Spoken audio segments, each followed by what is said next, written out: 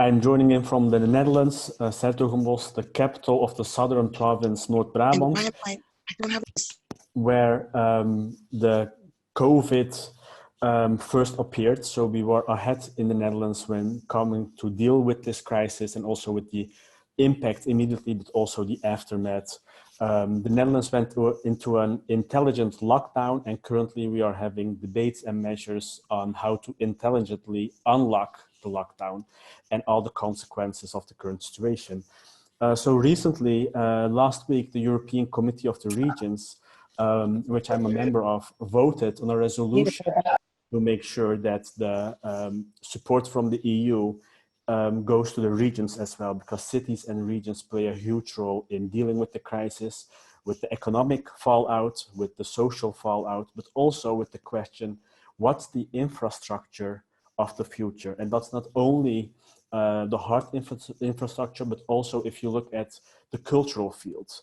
A lot of initiatives, a lot of companies, a lot of theaters are dealing with hard times, and it will be not possible to keep them all up.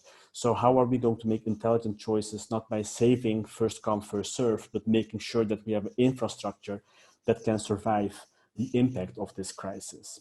And I think this crisis will have several phases. We are entering a different ways, and until we have a vaccine, it will be a society of social distancing. So what does that mean? Unlocking, but not being able to literally hug each other. So what does that mean? Especially for a southern city where we all are a bit cozy with each other and we love to meet up. So how do you deal with the desire of getting together and keeping your distance? There are a lot of great initiatives in the city, but there are also a lot of vulnerable people. So how are we going to deal with that? One of the examples I see is, for example, unlocking the schools. Today, the World Economic Forum published an article showcasing all the different measures schools are taking worldwide to unlock in a safe way, unlock in a way that's COVID proof. And we see the struggle there. We see the struggle in dealing with space, but we also see the struggle of how are you able to make sure that there is equal opportunity for those students and children who are not allocated with social capital, with economic capital, with parents who are highly educated and can help them with their homework, or have enough time to help them with their homework, have the physical space, have a computer, etc., etc. So the inequality in society manifests itself and became more and more clear.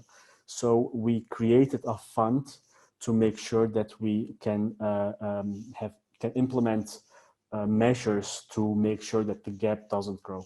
But if I look at this public health crisis, and I echo the analysis of my colleague from Bristol, if you look at how we deal with public health, recently in the Dutch Institution for Educational Research published a report saying congrats with the diploma of your parents, because there's a correlation of the education of your parents and your life acceptancy. So in a city of mine, within a city in a rich part of the Western world, we have a gap of health in 7 years. So depending on your socioeconomic status, your life acceptancy goes up or down with 7 years. And the chances that you lose your health significantly is 15 years earlier than others. So this is a huge social gap when it comes to health. So this means we shouldn't only invest in healthcare of making sure that people will get better, but how do we make sure that people are resilient and maintain their health? So this is a big question that we are currently dealing with.